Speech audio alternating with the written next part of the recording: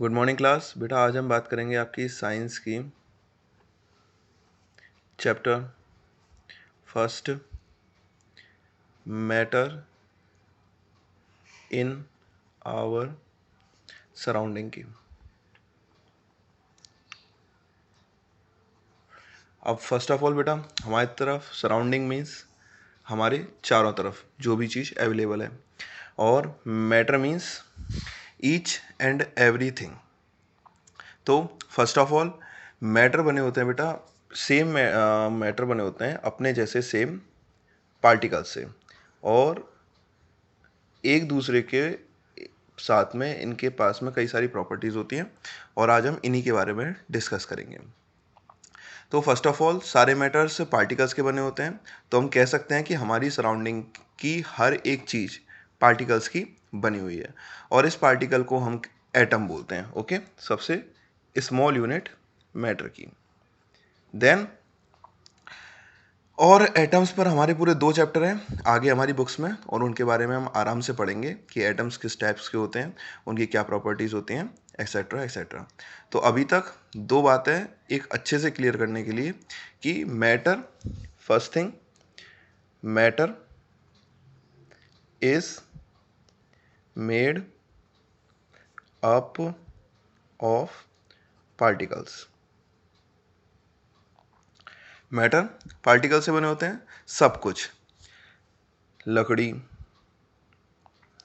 इंसान, each and everything. ठीक है, हमारे ऊंचे ऊंचे माउंटेन्स, नदियाँ, बहती हुई हवा, सब कुछ, ईच एंड एवरीथिंग पार्टिकल से बनी होती है।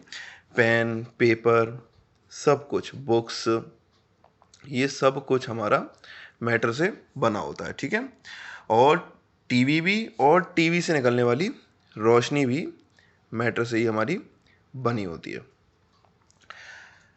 तो एक बात जो अच्छे से क्लियर है कि matter is made up of particles. अब second thing, the particles of matter are very small. Matter के पार्टिकल्स बहुत स्मॉल होते हैं, और ये इतने छोटे होते हैं कि हम इनको अपनी आंखों से नहीं देख सकते। ठीक है, इन्हें देखने के लिए हमें एक बहुत ही पावरफुल माइक्रोस्कोप की ज़रूरत होती है एटम्स को देखने के लिए। तो ये तो थी 2 मैटर की मेन बातें। अब इसके बाद में देखो हम बात करेंगे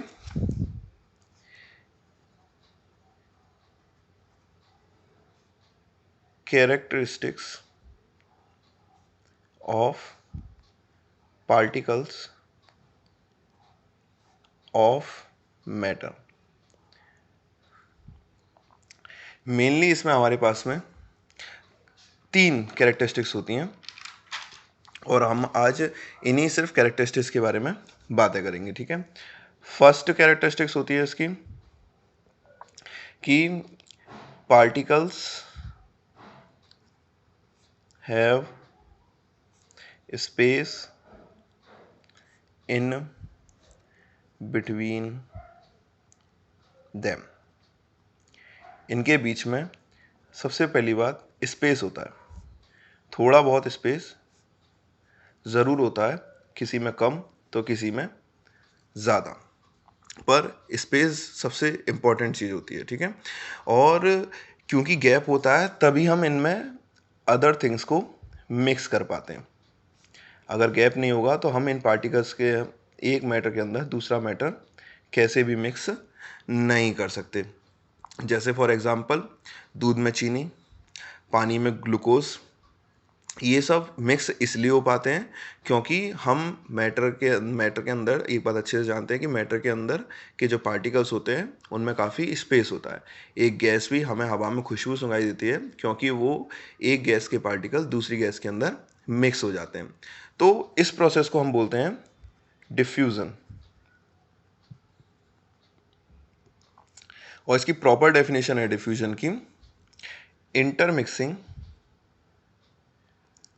intermixing of particles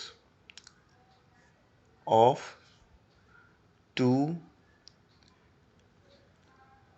different types of matter on their own is called diffusion. Okay ये एक डिफ्यूजन की प्रॉपर डेफिनेशन होती है that intermixing of particles of two different types of matter on their own is called diffusion. जब दो different types के particle एक दूसरे में मिक्स हो जाते हैं खुद से तो उसको हम डिफ्यूजन कहते हैं. ये तो थी इसकी पहली प्रॉपर्टी कैरेक्टरिस्टिक. अब बात करते हैं इसकी सेकंड कैरेक्टरिस्टिक्स की और वो है that they are continuously moving. ये लगातार चलते रहते हैं, मूव करते रहते हैं. किसी भी मैटर के पार्टिकल्स हो वो कंटिन्यूसली हमेशा मूव करते रहते हैं. ये हमेशा एक जगह से दूसरी जगह मूव करते रहते हैं और या वाइब्रेट होते रहते हैं और इनका हिलना डुलना या वाइब्रेशन कभी भी नहीं रुकता. मिनिमम हो जाता है, मैक्सिमम हो जाता है, बट स्टॉप कभी नहीं होता. और अगर कोई चीज़ हिलती रहती है कंटिन्यूसली तो what does it mean? It means that they have kinetic energy. अगर कोई चीज़ कंटिन्यूसली मूव कर रही है तो इट मीन्स उसके अंदर है काइनेटिक एनर्जी. और ये काइनेटिक एनर्जी वाला कॉन्सेप्ट हम फिजिक्स में पढ़ेंगे और फिजिक्स का केमिस्ट्री से ज़्यादा कुछ लेना देना नहीं है बट फिर भी इम्पोर्टेंट तो है ही है. और इन पार्टिकल्स का मूवमेंट और भी बढ़ जाता है. इन पार्टिकल्स का जो मूवमेंट होता है वो बहुत इंक्रीज हो जाता है जब हम इनके नीचे टेम्परेचर इंक्रीज करने लग जाते हैं. ओके जब जैसे ही हम इनका टेम्परेचर बढ़ाते हैं इनकी मूविंग की स्पीड भी बढ़ने लग जाती है. तो एक तरह से हम कह सकते हैं टेम्परेचर बढ़ने से इनकी स्पीड बढ़ जाती है और जैसे जैसे स्पीड बढ़ेगी हम देखते हैं हमारी काइनेटिक एनर्जी भी इंक्रीज होने लगती है. तो इसको हम ऐसे समझ सकते हैं कि टेम्परेचर प्लस करेंगे तो स्पीड पार्टिकल्स की जो मैटर के पार्टिकल्स हैं उनकी स्पीड प्लस होगी जिसकी वजह से जो काइनेटिक एनर्जी है उनके अंदर वो भी इंक्रीज करेगी. और इसका बिल्कुल अपोजिट हो जाएगा अगर हम टेम्परेचर को माइनस करेंगे, डिक्रीज करेंगे तो इनके अंदर की स्पीड वो भी कम हो जाएगी, माइनस हो जाएगी और फिर इस as a result kinetic energy जो इनके अंदर भर रही है वो भी डिक्रीज होने लग जाएगी.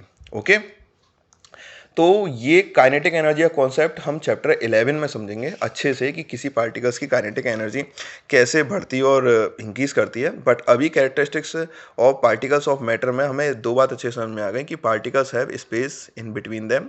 पार्टिकल्स के बीच में स्पेस होता है और जब हम किसी चीज़ को मिक्स करते हैं उसको कहते हैं हम diffusion. Okay second thing they are continuously moving. ये हमेशा मूविंग स्टेट में रहते हैं और मूविंग स्टेट में होने की वजह से इनके पास में होती है स्पीड और स्पीड की वजह से बनती है काइनेटिक एनर्जी. साथ ही अगर हम इनका टेम्परेचर बढ़ाते हैं तो पार्टिकल्स के बीच की जो स्पीड है वो काफ़ी बढ़ जाएगी और एज अ रिजल्ट इनकी काइनेटिक एनर्जी भी बढ़ जाएगी. और वहीं अगर हम टेम्परेचर को माइनस कर देते हैं, डिक्रीज करते हैं तो इनकी स्पीड भी कम होगी और साथ ही काइनेटिक एनर्जी भी कम हो जाएगी. एक और थर्ड प्रॉपर्टी है बस इसकी वो ये कि they attract each other. Her matter का पार्टिकल एक दूसरे को अट्रैक्ट करता है. ये अट्रैक्शन सबसे कम होता है गैसेस में. सेकेंड नंबर पे ये अट्रैक्शन होता है लिक्विड में और थर्ड और सबसे ज़्यादा अट्रैक्शन होता है जिनमें मैटर के पार्टिकल्स लगभग एक दूसरे से चिपक के रहते हैं, उनमें बहुत ही कम स्पेस होता है, वो होता है सॉलिड में. ये बातें आपको अच्छे से समझ में आई। इसके आगे की पढ़ाई हम करेंगे अपने नेक्स्ट क्लास में। तब तक के लिए आप एक बात अच्छे से समझ लो कि हमारे सराउंडिंग में जो भी चीज़ है वो सारी मैटर है, और मैटर, सारे मैटर्स पार्टिकल्स के बने होते हैं। मैटर जितना भी बना है वो सब पार्टिकल्स का बना है, चाहे वो कुछ भी हो। तो और दूसरी बात ये कि पार्टिकल्स मैटर के बहुत ही स्मॉल यूनिट होती है। फिर characteristics of particles of matter, matter have space in between them, matters के बीच में स्पेस होता है जिसकी वजह से हम एक मैटर को दूसरे मैटर में मिक्स करते हैं। सेकेंड थिंग, पार्टिकल्स मैटर के हमेशा मूव करते रहते हैं, और साथ ही टेम्परेचर बढ़ने से इनकी स्पीड और इनका मूवमेंट बढ़ जाता है, और टेम्परेचर घटने से इनकी स्पीड और इनका मूवमेंट कम हो जाता है। Third thing is they attract each other, ये एक दूसरे को अट्रैक्ट करते हैं। अट्रैक्शन की फोर्स सबसे कम होती है गैसेज में, सेकंड नंबर पे होती है लिक्विड में, और सबसे ज़्यादा फोर्स होती है सॉलिड में। Okay, thank you.